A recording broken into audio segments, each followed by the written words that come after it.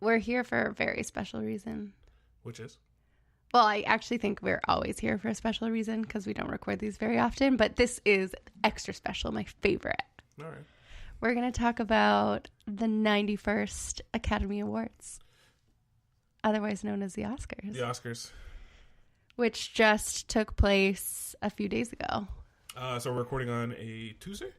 Yep. And it happened on Sunday night. Sunday night. We had our very own Oscar party. Yes. It was pretty chill. Mm-hmm. But we had treats. We had champagne. We wore our best gowns. Well, you had champagne. I believe that you probably had some too. Did I have a glass of champagne? I don't remember. Yes. And then, do you want to talk about the disaster that happened?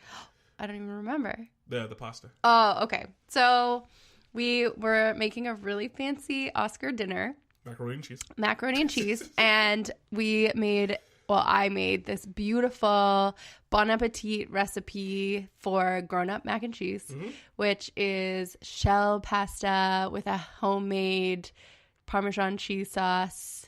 Super delicious. Lots of butter, lots of cheese, lots of pepper. And apparently a lot of salt. And a lot of salt. So the recipe called for 3 handfuls of salt in the pasta water.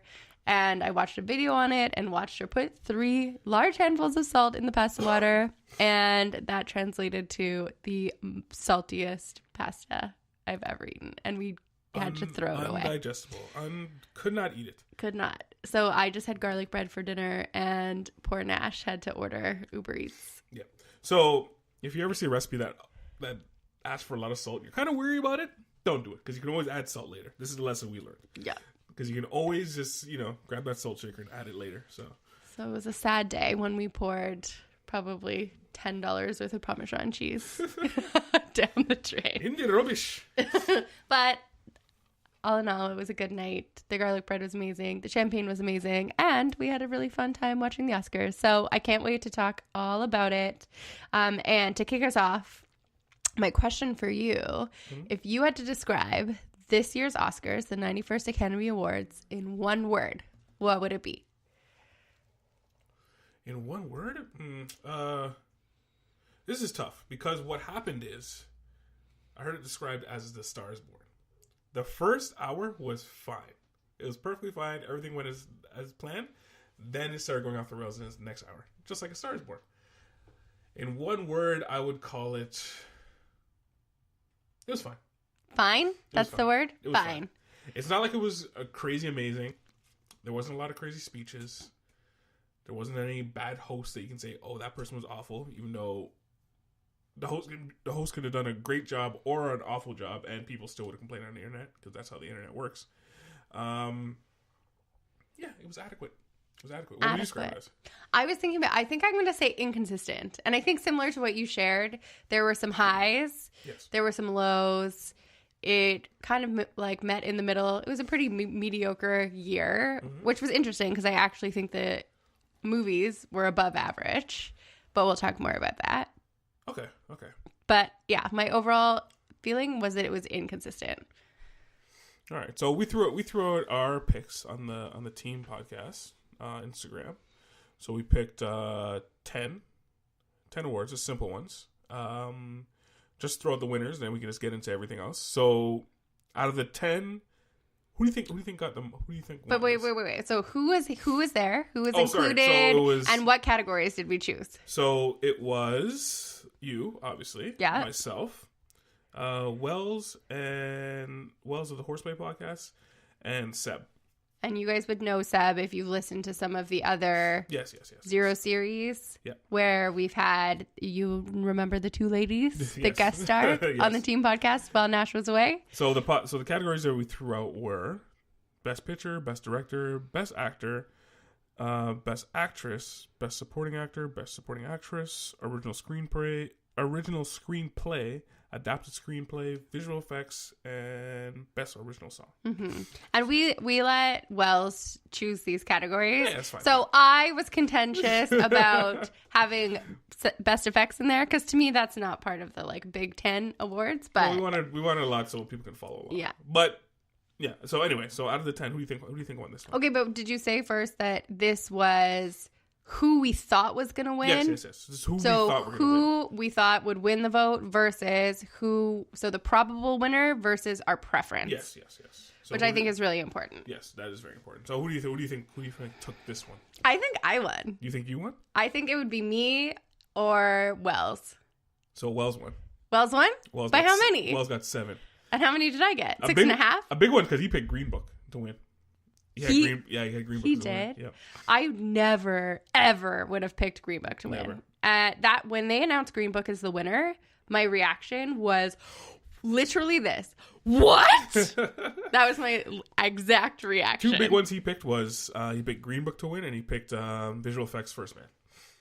Those are 2 big ones he picked. And it was funny because when I was thinking that we had to do it based on probability, not preference, and visual effects was like such a random category, because when most of those categories, you're going to get consistent nominations. You're going to have the same movies pop up because most of them are acting awards and story awards. So when you throw in visual effects, all of a sudden you're taking it in a totally different turn. Usually the visual effects go to that action movie that was big. Exactly. That's why everyone picked the Avengers. That's why I picked the Avengers, because I was like, this is a category that has nothing in common with any of the other categories that we're picking. It's not based on the quality of the story or the writing or the acting, and you get some like random categories in there. So Avengers seemed like the right one. But this is what they said, why First Man won is because it showed real space, the real moon instead of the fake moon. Yes. Yeah. So... And I guess we'll talk about First Man going later to this. So Wells got 7, you got 6. But did you give me a half point for choosing Olivia Colman for Best Actress? No. You can get into that after, but I did not give you a half point for doing that. So Wells got 7, you got 6, I got 5, Seb got 4, because basically Seb just picked A Star Is Born for everybody. A Star Is Born might have the heart of every like 21 to 40-year-old woman out there, but and Nash, it's the most played movie in our home, but it definitely was not the quality or caliber. Shout out to Seb. Yeah, I share your love for this movie as well, and I'm around, and I'm probably listening to the soundtrack, I don't know, 30 times. Yeah. So yeah, shout out to Seb. Anyway, so that was that. And if you actually go to that post on the Team Podcast, underneath I actually put my what I thought should win. Yeah, your preferences. I put 20 categories. Out of that I got 12. Yeah. So I stayed pretty true on mine to my preferences. The only one that I really, really would have changed was Best Actress, because I thought that Glenn Close was going to take it. Me too. And Olivia Colman was my first choice, but I didn't think that she would pull it off. Yeah, I thought she should have deserved it. Because a lot of people came around saying they were surprised. It's like, oh, it should have been Glenn Close. But most of the people that were saying this, where it's Glenn Close should get it because she doesn't have one. Yeah. It's not necessarily that she deserved it. It's that she should get it because she doesn't have one. Yeah. So this is like, where are we playing the game of, because I am a stickler. I like things to be what they should be. And so when I think of the Oscars, I was like, we're rewarding the best performances in that year. And the Academy doesn't vote like that. The Academy goes like, oh, this person's been nominated 7 times. They've never won before. We're going to give them an award for their whole body of work before this, which is ridiculous. Because then we end up with movies that we'll never remember or performances we'll never remember. So The Wife, this is my thing. The Wife is a movie that nobody saw, nobody's going to see. It could be an incredible performance. And at the end of the day, is it the performance of Glenn Close's career that you're even going to remember? No. Is this the right movie for her to win for? No. Well, in fairness, I never saw it. Wow. That's because nobody saw it. Whereas The Favorite is an incredible movie. And if you took Olivia Colman out of that movie does not hold up in the same way. She elevated that movie to such an incredible level. Emma Stone's pretty good at it too. They're both amazing. Yeah. And if the queen isn't played right, if she's hokey or if she is like too childish or she did it perfectly. It was amazing. So this is what the Oscars does. Like Al Pacino wasn't. I don't think he was nominated. Was he nominated for Godfather? I can't remember. He definitely didn't win for Godfather. Denzel Washington won for Training Day. But I'm like, this is where we should have the Lifetime Achievement Awards. Like, if you're not going to acknowledge this individual performance, this is not retroactive for their whole career. I'm telling you, this is what drives me crazy. Mahershala Ali got nominated like twice now one for Moonlight and this. He won both. Mm-hmm. And I guarantee you in the future, he's going to have some amazing performance, which he's not going to win for because they're like, we gave him too many awards. He already has two. He has two. Gave him too many awards. Okay, I want to do something funny before we dive into the reel. So I was Googling the Oscars just to see what's happening out there. What are people talking about? And what do you think the top questions asked to Google about the Oscars are? Top questions? Yeah, if you Google the Oscars, what are the top questions that the majority of the world are asking about the Oscars? So basically what you're asking is when you type in Oscars and it auto-populates. Yep. So you're asking for the number one? What are your top questions? Top questions. Has somebody do a Bohemian Rhapsody? No. Oh, really? Top questions. Has to do with... I'm trying to think. What's my man who's wearing pink in the Oscars? Oh, Jason Momoa. Jason Momoa. Khal Drogo. Yes. No, it has nothing to do with that. Right, so number one question that is asked on Google about the Oscars: where can I even watch it? What channel is it on? And so I think what's happening is we're starting to get all of these millennials, Gen Zs. They don't have cable. They don't know how to watch the Oscars. Nope. So first of all, where do you even go to watch it? Number one question asked on Google. That's pretty hard. Like, we just got cable this year, I think. Yeah. If we didn't get that, we'd probably have to... Like, how would you even watch it? We'd have to go out and watch it. Probably ask Wells. I used to have to go to Oscar viewing parties at a bar. They do that? Yeah. I guess it works. Yeah. This is a highly vetted thing. So. Yeah. You go have a fancy Sunday dinner. You wear your best gown. You wear your best gown. Okay. Next top asked question about the Oscars. Go, you're going to have to give it to me because I'm not. You have no idea. Okay. So number 2, why is it called that? Why is it called the Oscars? I don't know this one. You don't know the answer? I don't know. Should we find the answer? Well, keep talking. Do you care to know? No, keep going. Okay, you find it. Okay, and then the last one, I thought this was really cute. Number 3 most asked question about the Oscars on Google. Mm-hmm. How much money do you win when you win an Oscar? Like, these are money prizes. Like, you just want to play off spot bonus. You don't win any money, people. You get the prestige and the gold statue. Enlighten us. Why is the Oscars called the Oscars? There's a couple answers here. The Oscars is a popular theory. Best. It's a nickname. Academy Award. Sounds like there's no good reason. We're all going to be... Like... Oh, it's like... in lore. Like, it's... I don't think there's an official answer. All right. Well, we're just going to leave that as a mystery unsolved. And let's move on. Yeah, sure. Probably research. But anyway, go on. Whatever. Okay, so let's talk about the big stories. You alluded to it already, but we started the Oscar season with Chris Rock.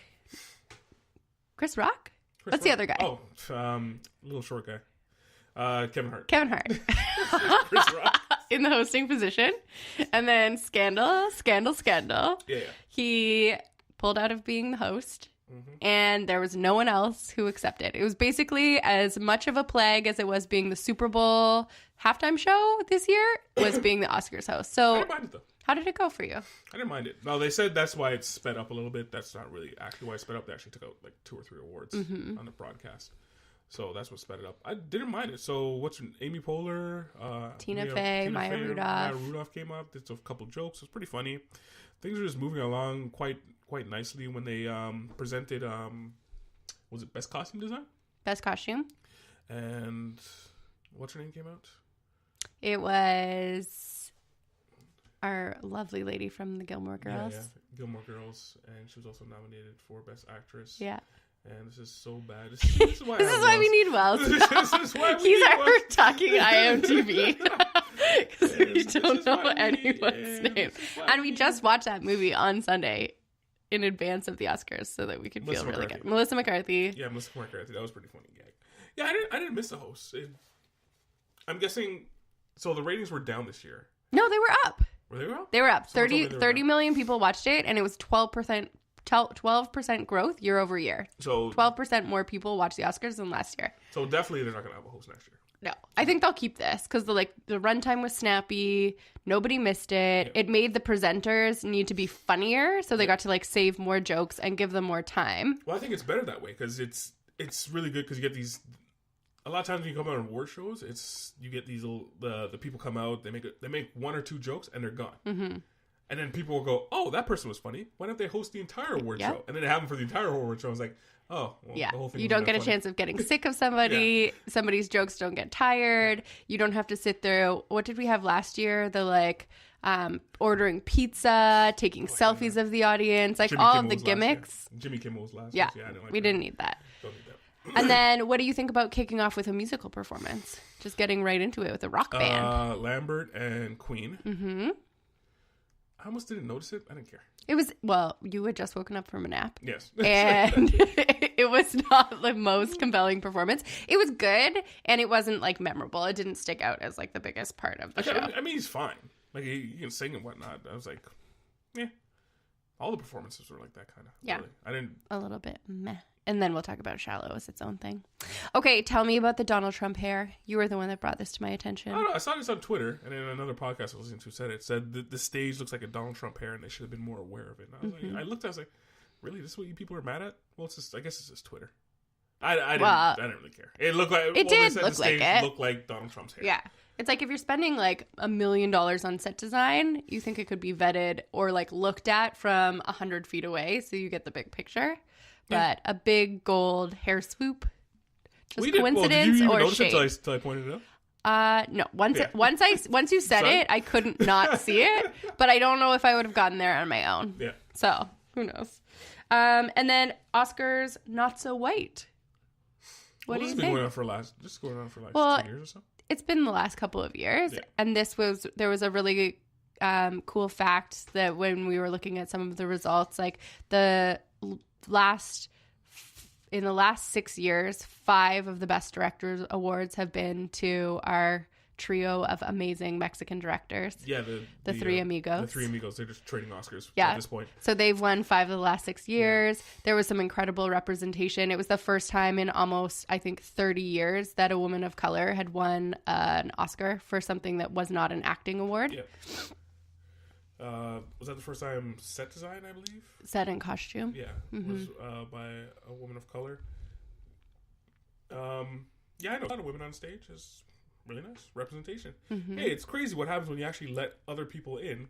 It's crazy. They're actually creative. They're talented. They have amazing, compelling stories to tell. Wow, that's crazy. Yeah. Who would have thought that? I was proud at how it was specific. There were small stories told this year. Mm-hmm. There was some of the top movies, like The Favorite, Roma, featured like women truly at the heart and men as supporting characters. So it felt like a good year for representation and saying that there's always still work to do. Oh, yeah, there's always still work to do. But yeah. Yep. So. And then the biggest story coming out of the Oscars, post-Oscars, other than Jason Momoa and the scrunchie, is Green Book's win. So I think we have to kick off with we're gonna right off the bat. The shock, and the wrath that comes with it. Right off the hop. So Green Book won Best Picture. Green Book won Best Picture to the surprise of everyone. There's a big conversation going on the internet about how this is the Driving Miss Daisy moment, which was when Do the Right Thing wasn't even nominated in the year Driving Miss Daisy. The white savior role won Best Picture. It's also they're calling this the crash of the last decade. Probably. I would have called it the crash if Bohemian Rhapsody won. But question to you: should you bring in the baggage of a movie into the awards, or should you just let the movie stand on itself? I think. When you talk about that, then you're also talking about do we allow campaigning? Because campaigning for Oscars is a real thing, and so if you're gonna say no to baggage, then I feel like you also have to say no to campaigning. Sure. But what I would say about Green Book is if you take the baggage out of it. Mm-hmm. And it hurt my heart to see Mahershala have to like stand there and be the only person who talked about Dr. Shirley, to be the only person who looked embarrassed to be part of that group. I don't think he realized what was going to happen. No, he didn't. And he was the one like feeling the brunt of his entire community looking at him and being like ashamed that he had made that decision. But put it up against the movies, it's still not the best movie. It was like a nice story with good characters. It felt good, but it was not the best movie of the year. Without the baggage out of these group of, what was it, 6? No. You have Roma, The Favorite. 7 out of 7 movies. Green will probably be third if you take the baggage out. Like, I watched it. I walked out. I liked it. I liked it a lot. And then I started getting stories. In case you guys are living on a rock, what the story is the person who wrote it, he didn't consult the family of Dr. Shirley. And a lot of things, like, say, for example, the chicken eating scene in there and a couple other things weren't, quote-unquote, accurate. Which, again, if you're going to a movie I've said this before in the podcast, if you're going to a movie to see historical references, you're going to the wrong place. Yeah, some of the things weren't accurate. Yeah, maybe you should have consulted with the family first. And Mahershala Ali was told that there was no family to consult. So that's why it was like, oh, man, I'm sorry about that. But anyway, that's the baggage coming into that. But leaving it alone, it's probably, it might be the third or second best movie in that crop without the baggage. Obviously. I think that's what brought it down. Well, and now what's happening in the backlash is they're looking at the director. So are you considering that the baggage? Like the fact that it was like written and directed by Peter Farrelly, who has his own background of some questionable behavior. And then the other factor that people are bringing up is this was and I will say this myself, I left that movie and my sentiment was that movie made me feel good. That was a movie about racism that didn't make me feel bad about being a white person. And so the question is that how we should feel? Like, did this movie win because it made the collective feel good in a message that was a little bit like softened or watered down? Well, that's a talk, right? There's two talks. It's like one, basically the Academy. It's like they didn't care about the backlash, and you're not going to be able to tell me how I feel. I like the movie; it made me feel good, so I'm voting for it. The other talk is they're not going to let Netflix win a Best Picture. So it's like, is it a true win, or is it just that Roma was the best movie, which it was, and Netflix, we're not going to give Netflix a win? Which, again, is like, to me, I'm like, you're voting for politics, you're voting for all of the stuff other than what the best movie is. And I just want to be a stickler. I just want it to be the best movie. That's what the Oscars is. When we look back, I will say this now, when we look back in 5 years, 10 years, 50 years, Roma will be talked about in film school. People will look at this Roma as one of the best pictures of our time. 5 years. People will be looking back tomorrow, the next day and saying, no, that was bad. So you're not going to remember Green Book. You're never going to study Green Book in a film class. You're not going to learn about it in school. It's not going to be part of our like zeitgeist of culture of the year 2019. But Roma is an incredible movie that everybody should watch. Yes, Roma's very beautiful. Do you want to touch on the... Well, I want to talk about Roma, and I was thinking about it this morning. So I am an avid user of Reddit, and I feel really safe and heard in my Reddit community because I know that they loved Roma. But there are a lot of people out there that did not love Roma. So I want to give a little bit of advice to the people that didn't love Roma, because I hear you, because what they're saying is it's a very subtle, black and white, subtitled movie that's a specific story that is maybe not going to resonate with everyone. But what I would offer, and this is my hot tip, is that if you watch Roma the same way you watch every movie on Netflix, because this movie came out on Netflix, you watched it at home. Yeah. So if you had gone to a theater to watch Roma, you would have had a different viewing experience because you were at a theater. But since most people watch Roma at home because it was a Netflix movie, we made a conscious effort. We were going to watch this movie. We started it 3 times before we actually watched it, because every time we got distracted, we were doing something, we were cooking, or we weren't paying attention.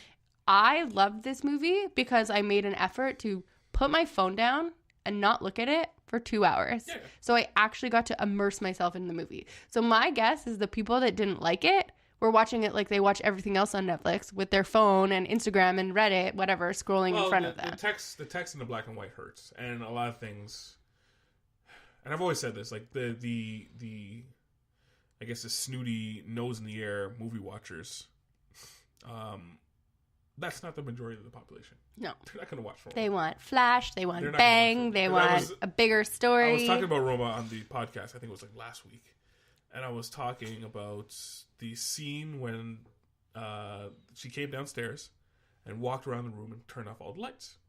And I said that was amazing. I rewound that scene. Mm-hmm. I was like, that was amazing.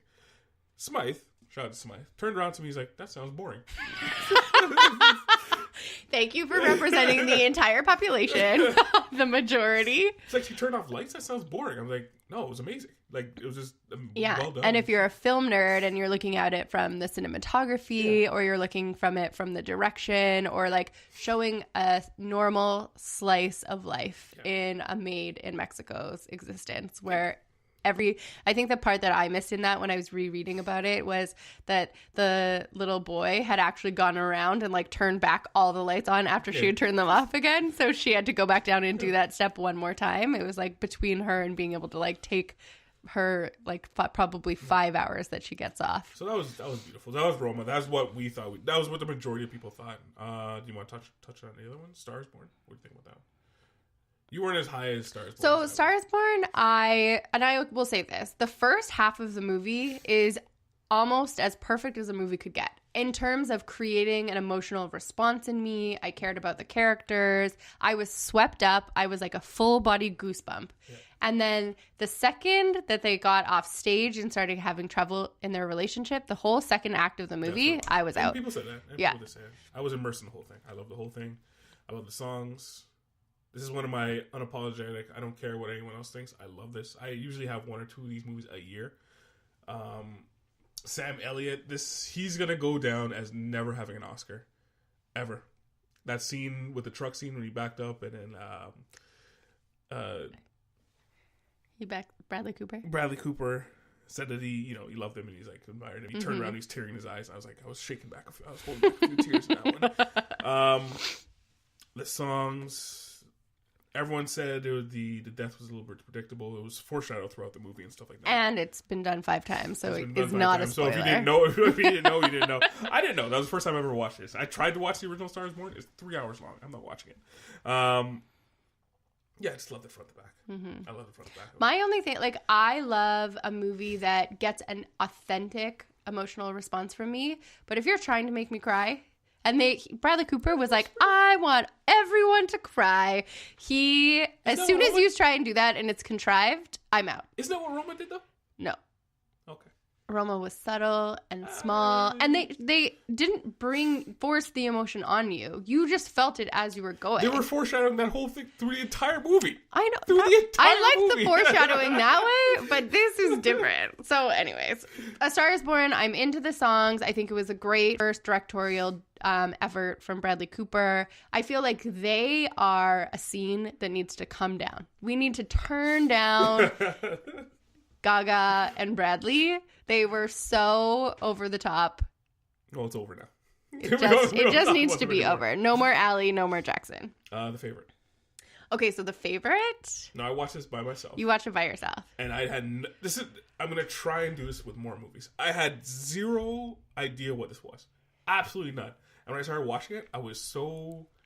Like, a smile was on my face. Yeah. And it was funny, and I just loved it all the way around. It was an incredible movie. It was, like, so fun and so smart, and all of the dialogue was incredible. The performances were amazing. The costumes and sets were amazing. I loved that it was female-led, and it was, like, a story from history. Like, all of these characters are real. They are? Oh, yeah. This is real.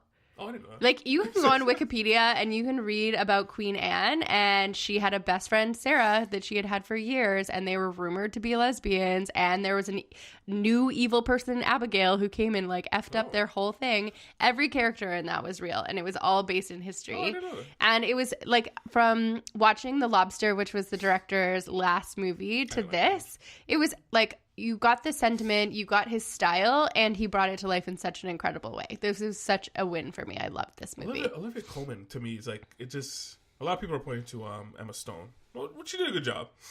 But Olivia Colman made this thing... She made it sing. She's amazing. Her story was kind of tragic, but she also brought the funny parts into it as well. Rachel Weisz was just... So amazing. So good. So good. I wanted her to win... best supporting actress, but wasn't meant to be. But The Favorite, have you guys have not seen The Favorite? I recommend it to you. Definitely. Anybody who hasn't watched it, go out there and watch it. Yeah, it a little bit more accessible than Roma. Yeah, an easier watch. Bohemian Rhapsody.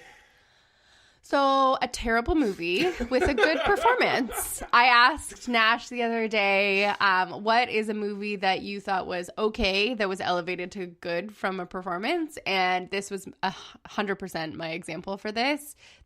I think that Rami Malek did a really great job of bringing the like body language and charisma and mannerisms of Freddie Mercury to life. He did.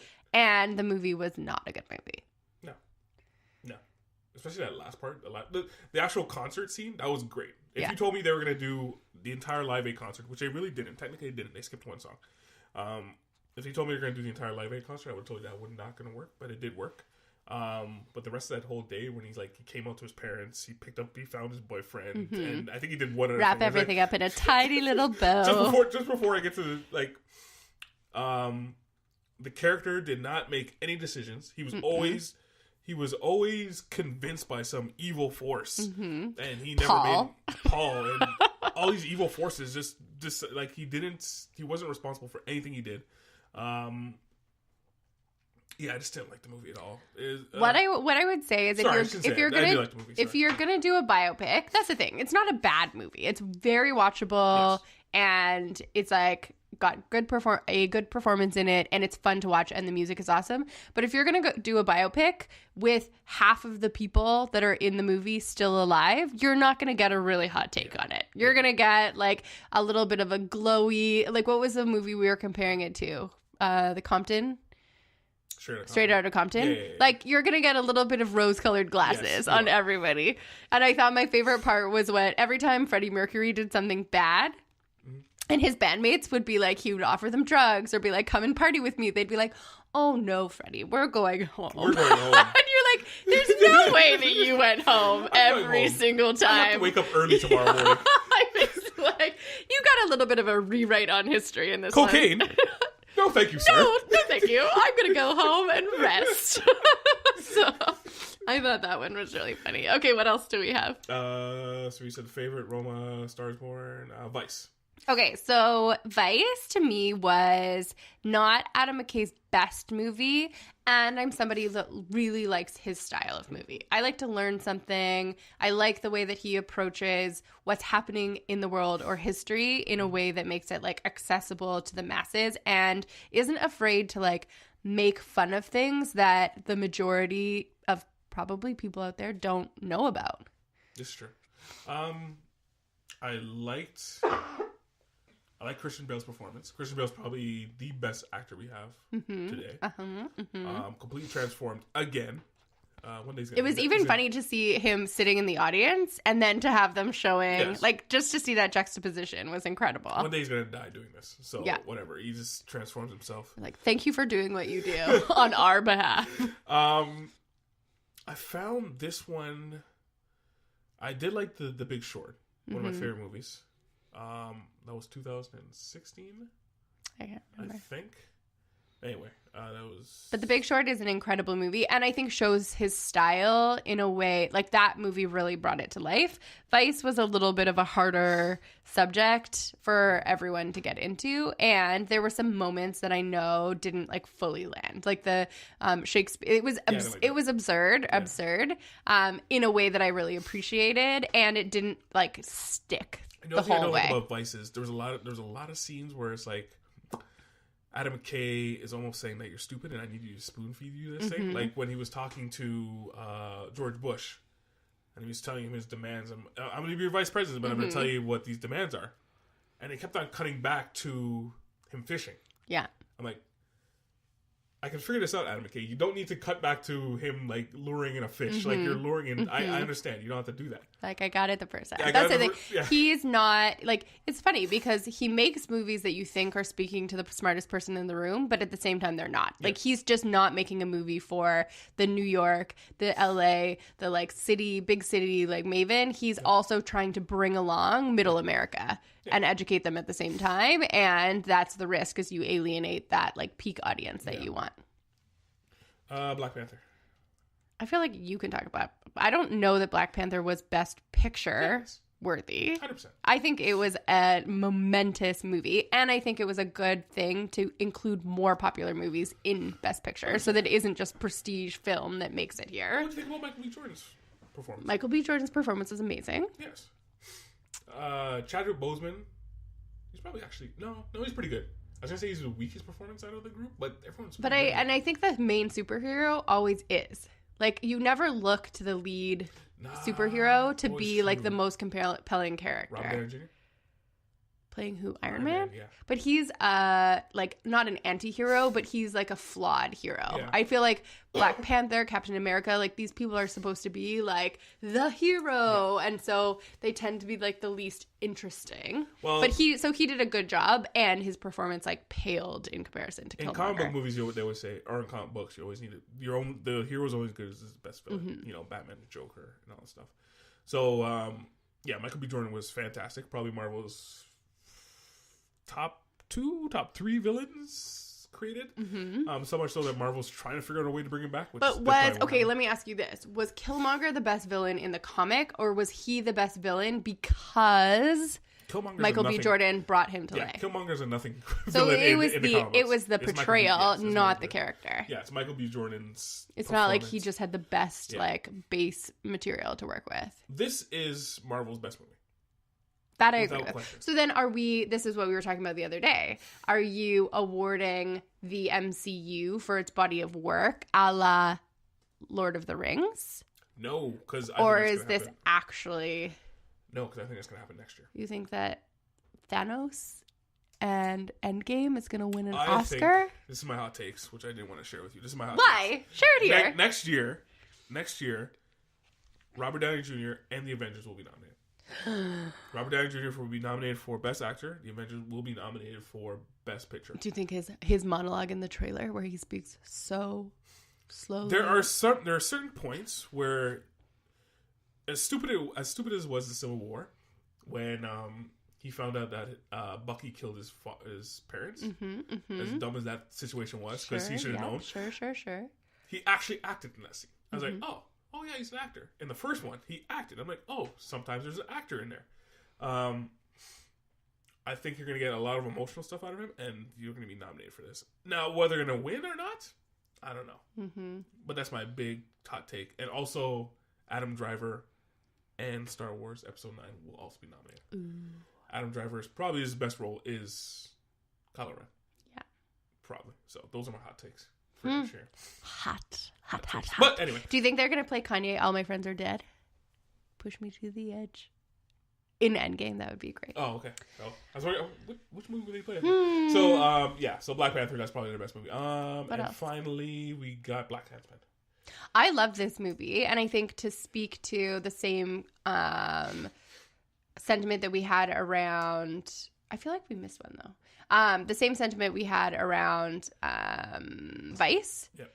Black Klansman was a slice of 1970s America that is still relevant today. It shows Americans and the world what it means to like talk about race relations in a new way. It educated me. It made me feel smarter and more aware. And it also didn't make me feel bad about myself. No. So that was nice. And I left feeling like I had learned something, which I really love in a movie. And I had a good time. I laughed. Oh, excuse me. Spike Lee's most accessible movie? Accessible? Accessible movie? Yeah, probably. Malcolm X is 3 hours long. Yeah. Do the Right Thing is very specific. Yeah. It throws that, racism in your face and all that kind of stuff. So it's probably his most accessible. Whether it's it's probably one of his better ones. I haven't actually wrote it down. It's got Inside Man too. Actually, more Inside Man's probably accessible too. Inside Man's up there too. But yeah. And the only ones that he's actually been nominated for, which is a crying shame. So what I will say is that I'm happy that he won. I think that he deserved it. And not for this. And Adapted screenplay. Yeah. That's what I mean. And I love that he knew that he wasn't going to win. And so he took his adapted screenplay win as his opportunity to give his speech. And I will say that he was not the most composed when he did his speech. But I read a You'd have to, because I didn't hear a word. Well, I read a transcription, and my recommendation is that you find a transcription, a written transcription of his speech, because it was beautiful. Yeah. And it definitely is something that you should read or hear or know, because he took the time to share some incredible words. And then he stayed so true to himself. And the moment that Green Book, he was in the backstage, when Green Book was announced, he literally like freaked out and left. Really? Yeah. Oh, wow. He said he was like, these MFers, like, this is driving me Stacey all over again. And then he like stormed out of the theater. I'm telling you, Green Book is not going to age well. We're going to look back. We're going to look back and be embarrassed. Should not have happened. Should not have won. Yeah, so that's the big... That was best the big picture. ones. Now, do you want to start going down your... Well, can we talk about, since we just talked about movies for a while, take a small break and just talk about the red carpet? Go ahead. I didn't watch any of it. You didn't watch any? No. Well, what have you seen? What did you see in the audience? I was watching hockey, but it was... Oh my gosh. Okay, well, you talked about Jason Momoa, and I don't know, you missed this on the red carpet, but Ashley Graham, when they came up together, and that was Karl Lagerfeld's he dressed them, so he custom designed or custom pulled their Fendi couture for them. And Ashley Graham, and what's the name of his, I can't remember, Wells We Need You, his wife? Ashley Graham's wife? No, Jason Momoa's wife. Oh, she's from the Cosby Show. She's Anyways, so Lisa Bonet, they walk up together, and Ashley Graham is like, "Oh my gosh, Jason Momoa, can you do the haka for me?" And Lisa Bonet looks at her, puts her hand in her face, and it's just like this, "No." And I was like, whoa, you don't want to mess with Lisa Bonet. And rightly so, just because somebody is Aboriginal in New Zealand doesn't mean that he needs to do the haka at every turn. But I thought that was a funny story. But shout out to them for being a well-coordinated, beautiful couple. Yes, we're in pink. I don't know who else you would have seen. It's not even fun to talk about it if you didn't see anyone. I really loved Gemma Chan. I thought her hot pink and fuchsia was the color of the red carpet, and I thought that she in the Valentino was gorgeous. Helen Mirren was bright pink. There was a lot of bright pink, and then I think that Lady Gaga was interesting and could have done more. But when you want to win, you dress kind of a classic. Yeah, she's trying to do a classic throwback. And then the saddest was Glenn Close, because she was wearing a 40-pound custom couture dress that was made of almost solid gold beads. Is that what it was? Yeah. Oh, okay. And she clearly had been saving that dress. That was her win dress. She pulled that out of the closet and she was like, I'm going to win in this dress. And when she didn't, it was just get this thing off me. I don't want to wear this anymore. And then Regina King was in Oscar de la Renta, which was gorgeous. And I think the men really brought it. I'm loving seeing some of these young male actors take more risk. Okay, his jacket was too small. You think? Yeah. Or is he just too big? No. I love him in a sweatsuit, but I don't think that he looked that good. But there was some incredible, I think Stefan James, shout out to our homeboy from Toronto. He was beautiful in his burgundy velvet, and there was just a lot of color, and men are just doing more interesting things. Spike Lee in the purple. And the gold Jordans. Yep. And then I said this to you, but I don't think you saw it, but the Split guy, James McAvoy. He was wearing a really beautifully tailored suit. It was in a dark green that almost looked black, which was so nice. It looked burgundy to me. And then Mahershala Ali. I don't know if it's just Dwayne or Nash asked me if it was just the way that he wears it, but his sort of gray modern suit was incredible. Yo, with that Scully on, that Scully, yo, it's like he's back in the Bronx, yo. So anyways, a little bit of a hiatus for the fashion. We have to do it for the fashion.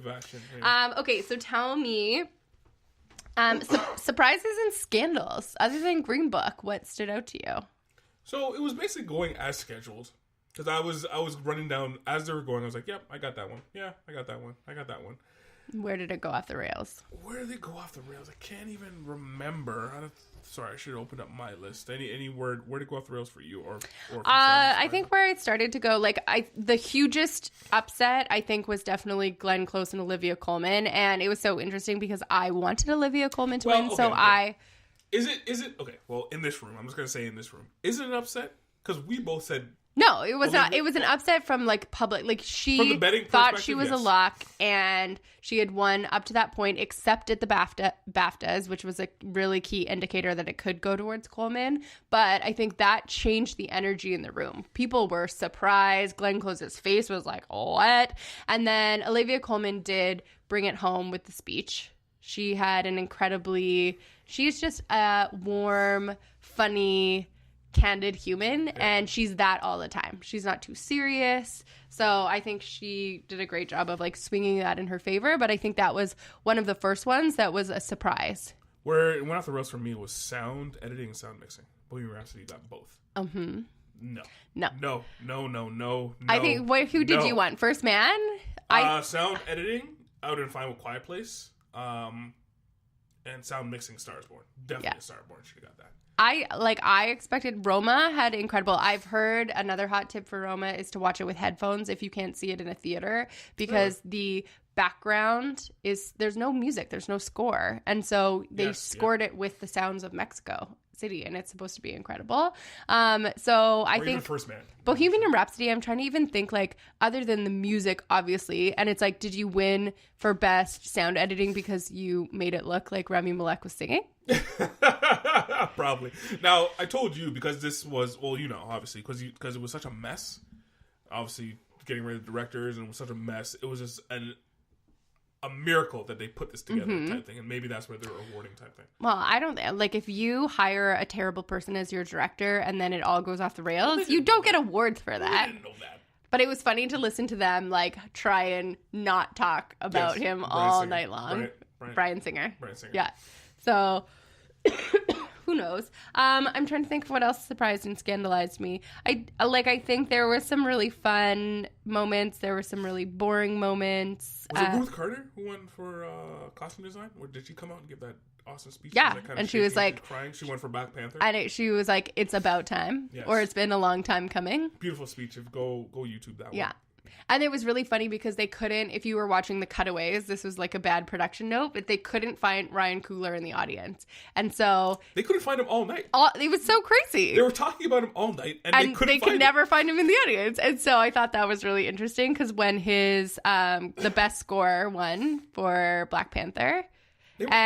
his college roommate, which I thought was such a beautiful story, came on stage and they still couldn't find him. And everyone's saying these amazing shout outs to him, and where is he? So what's going on with him?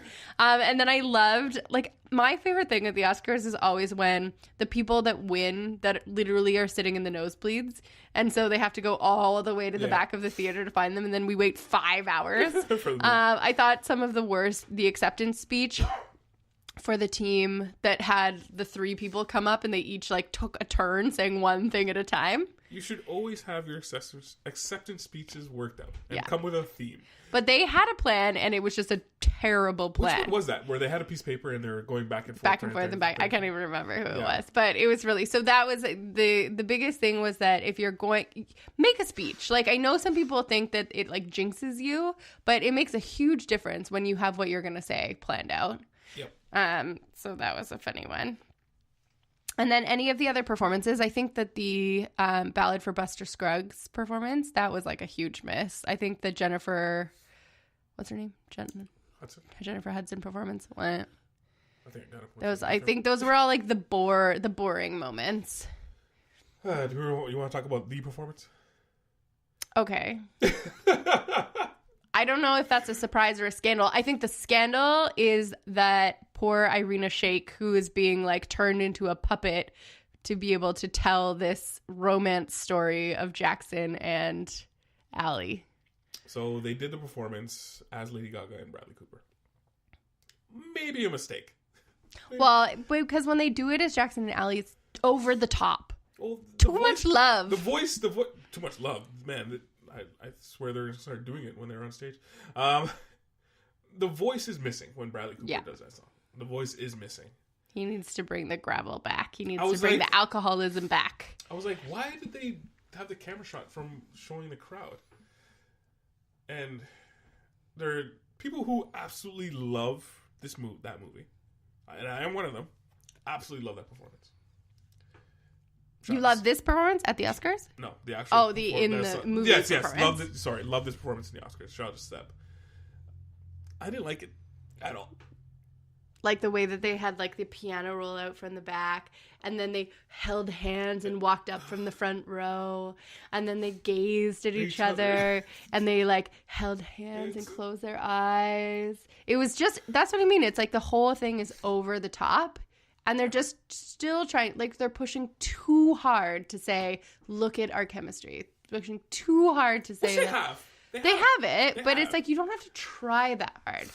That's the piece that makes it, like, just too much for me. So and Kendrick Lamar didn't show up. Well, and I was really sad about that. And I think that that's, like, obviously a very important choice for them to be able to make. But to say, like, 2 days before the Oscars, I'm not coming to perform. Because originally, the only two performances that they were going to have was All the Stars from Black Panther and Shallow.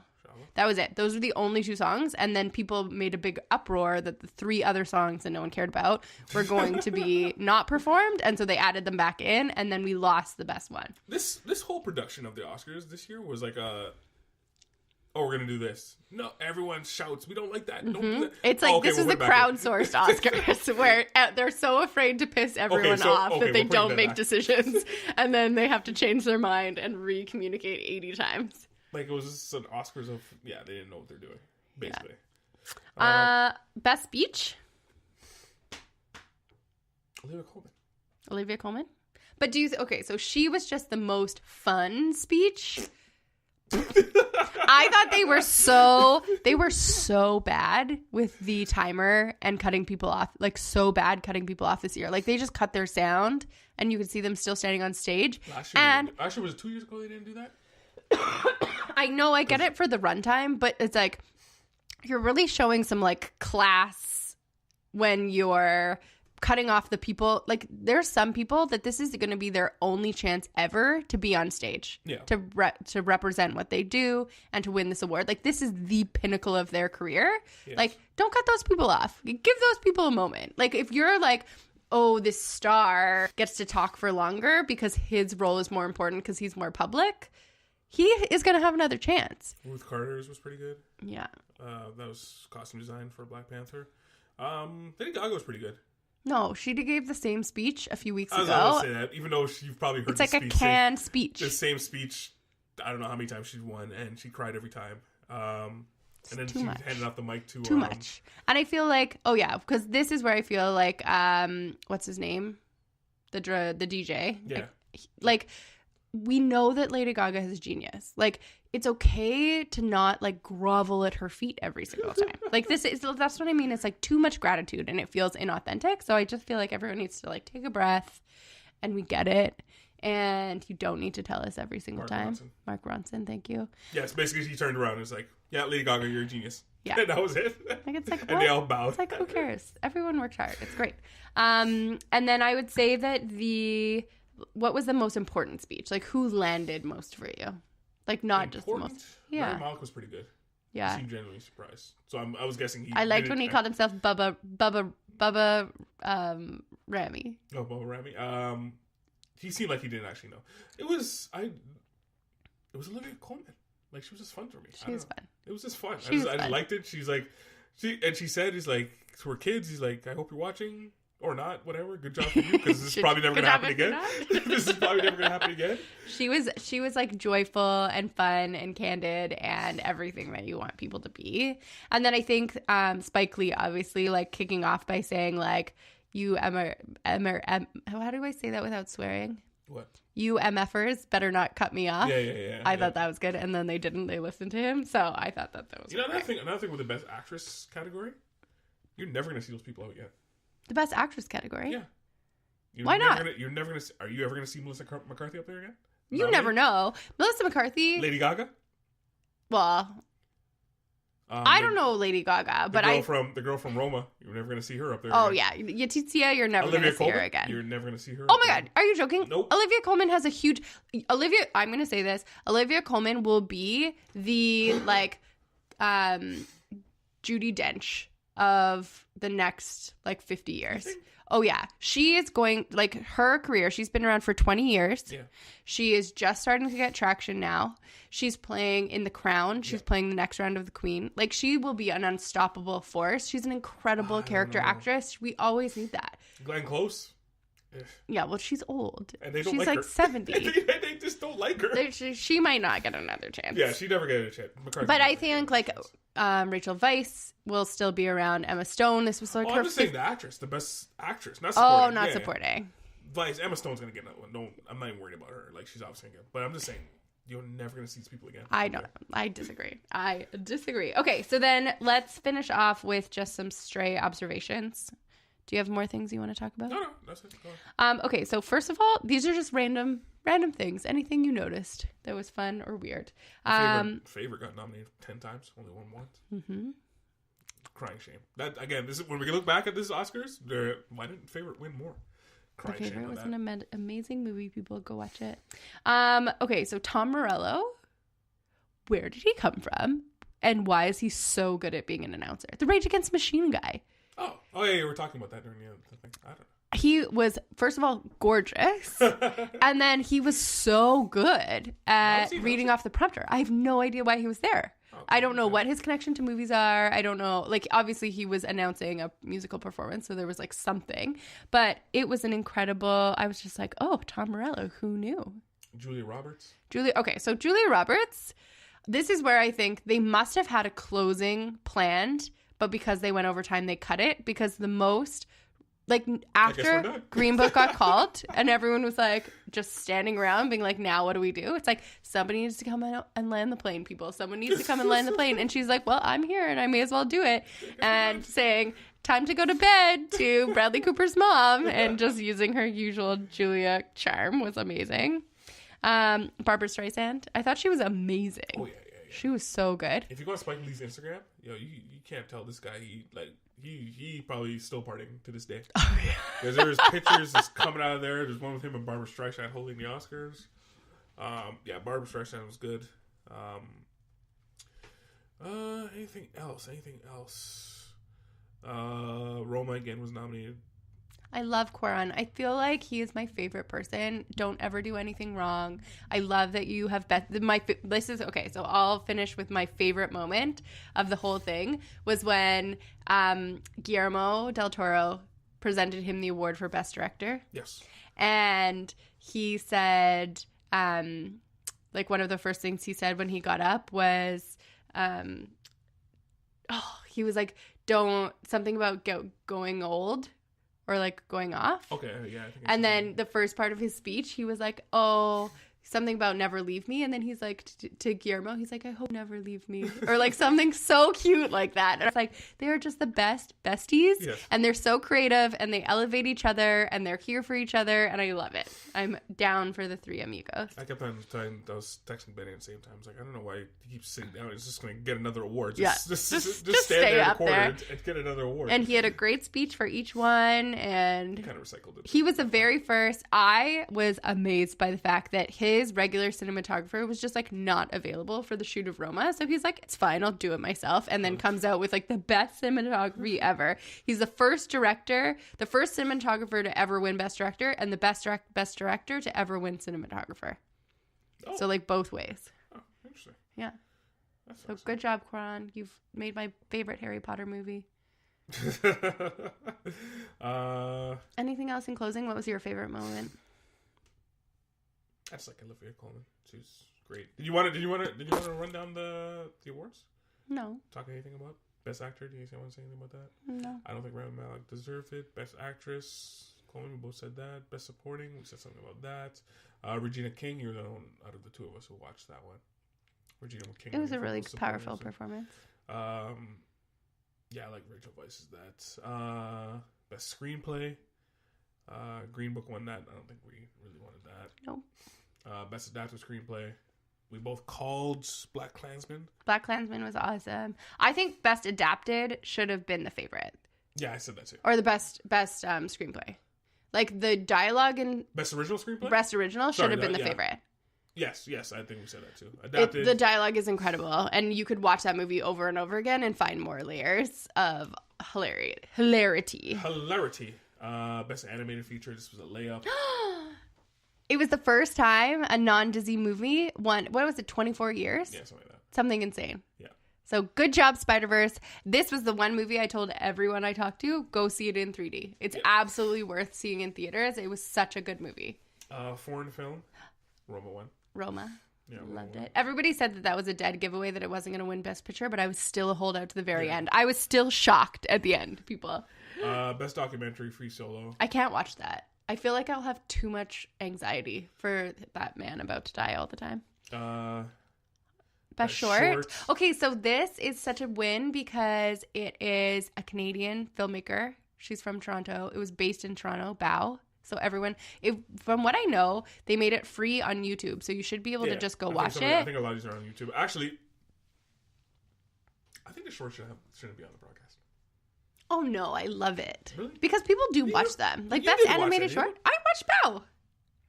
Not animated short, best short documentary. Oh yeah, that's fine. Like the subject, best documentary subject. The one thing I will say about Bao is that she, the filmmaker. Can you tell me her name since it's in front of you? We should give her credit. Becky Nelman? No. What am I looking at? Bao, best animated short. Yeah. What's her name? Domi Shai? Yeah. So she has been hired to write Pixar's 2020, her first feature, which is supposed to come out in 2022. So look out for that. Of course she is. Best animated short, yes, I said that. Best live action short, didn't watch that. Best original score, Black Panther won for that. Yeah, Black Panther won. I thought if Beale Street Could Talk, I never listened to it, but it was like one of the highest downloaded ones on. It was a very slow and very like well performed, but not like the best movie. Like there were some problems with it. Oh really? Yeah. I still haven't watched that one, so I'm gonna probably watch that. Best original song. Obviously, I think we both said All the Stars, but Shallow one obviously. Gotta get Lady Gaga. I said Shallow. I got it right. Did you say Shallow? Yeah. Oh, okay, I said. Sorry. What did we say on that? Was that part of the 10? Yeah. Oh, maybe it wasn't. No, it was. It was part yeah. of the 10. Yeah. I think we all said Shallow. Shallow, we will be singing for the rest of our lives. Shallow is the song. It's an earworm. You hear that song. Ear what? Yeah, earworm. Earworm? Yeah. And you, like, literally when we're 55 years old or 85 years old or 125 years old, we will remember this song. And you can go like, like, and people will know what you're doing. Best sound mixing and editing. We both said that was a mistake. Production design. We talked about that. Black Panther. One thing we got to say about this Black Panther, they created a culture. Again, it was mixed with about, I've heard if you ask some Africans, they're kind of like, but they kind of created a culture and a whole thing. That was very cool. Did you see the, what's his name? Oh, the guy, the late night guy? The South African guy? Oh, yeah, I know what you're talking about. Yeah. So he presented Black Panther as when they're doing like the Best Picture roundup, and he came out and he said a phrase in Ubuntu or Ubuntu, and he made it sound like the phrase that he shared is like, this is an old saying that means like when we fight apart, like we lose and we should fight together, blah blah blah. But in reality, what he said is, these white people don't know that I'm lying. So there was a little inside joke for anybody from who speaks that language in South Africa. Best question design, best cinematography, Roma won. Which is it was incredible. The ocean scene at the end was one take, and the scene that he did that Nash was talking about with turning off all the lights took 48 cameras. 48 cameras.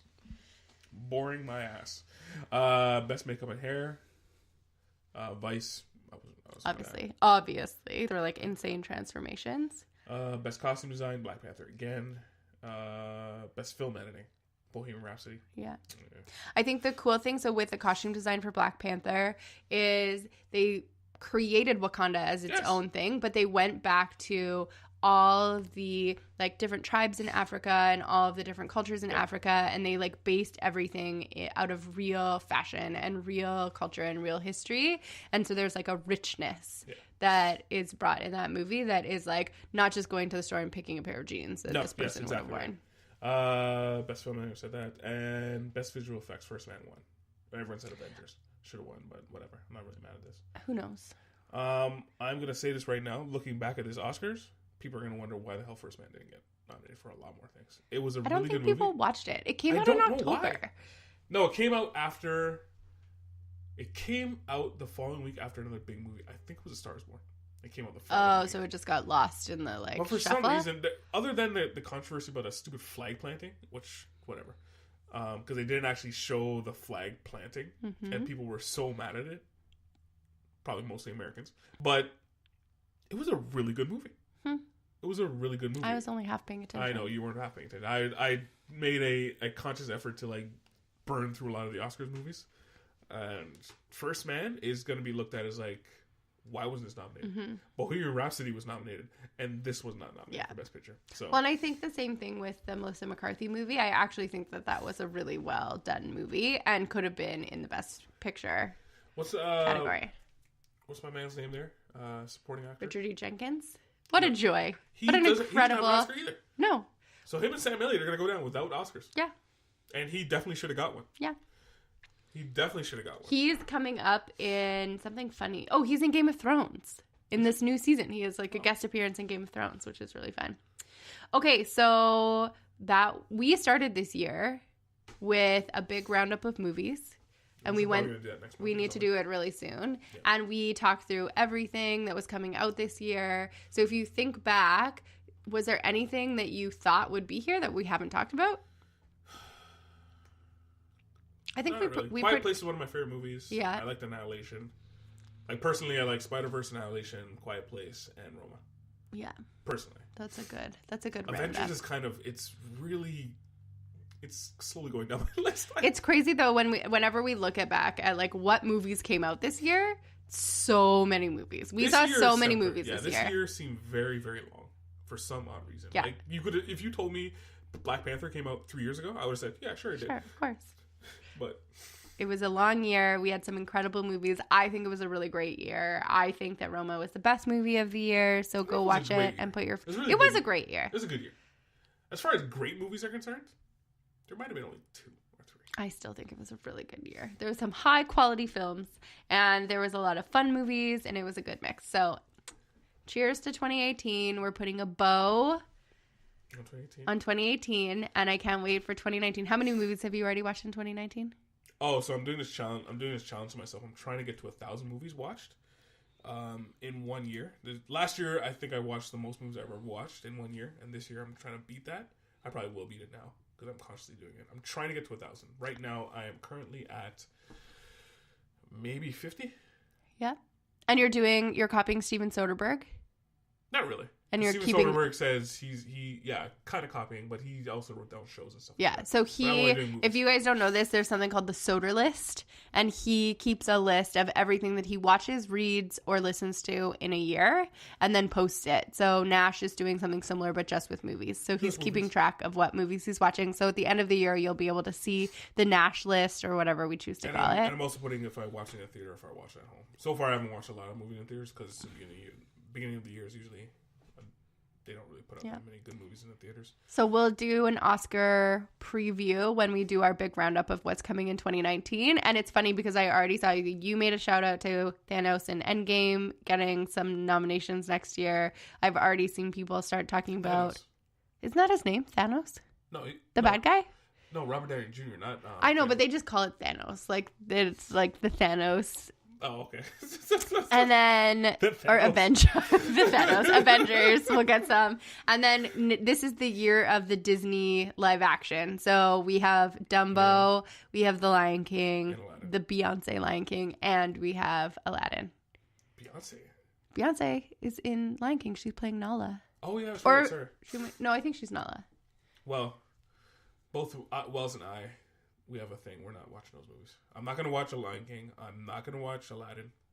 Actually, I probably will. I feel like you're going to eat your words. I think you will watch them. I probably have to. You have to. With this whole challenge thing, I probably have to. Yeah, you have to. I was like, you're definitely going to watch them. Wells is definitely not That's watching fine. He has his weird stance on cartoons, which doesn't make sense because if they're doing live action, they're not cartoons, so you should watch them. Well, he has a whole stance about remakes. I don't know. He did watch Spider-Man. Seems shifty to me, Wells. It seems shifty to me. And probably next month, we're probably going to do the year in review, like we always do every year. I think we've only done once. Yeah. And then you guys can tell us via social media if there's movies that you want us to review, or if there's things that you want us to talk about. More movies. We're here for you. We're listening. What? Because I was going down the list, I was like, okay, we got to start doing this now. So I started going down the list. You know, there's a live action Dora coming out. Dora the Explorer? Yeah. It's the same girl that was in Transformers Bumblebee. I don't know who's in that. Oh, yeah, I do. Is she even, like, Hispanic? I don't know. There's a lot of Hispanic actors on there. There's a huge cast of But is she playing Dora? Yes. There's a picture of her. If you guys go online, there's a picture of her. Seems like questionable casting to me. I'm pretty sure that I'll show it to her. All right, well, look at that. Okay, so we're listening. Let us know what movies you want us to talk about this year. We'll come back at you in the next month or so to talk about what's coming out for 2019 so you know what to go watch, what to save up for. You can find us at VIP Theater on the Queensway. Yo, we're done. Good.